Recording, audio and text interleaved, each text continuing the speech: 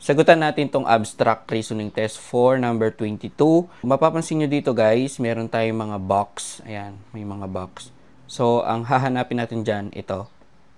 Ito. So, ang pattern natin dyan guys, ito muna sa taas. So, mapapansin nyo, itong box na to at box na to, magkaparehas, pero nagmi-mirror siya. So, dito rin, ganun din yung hahanapin natin dito.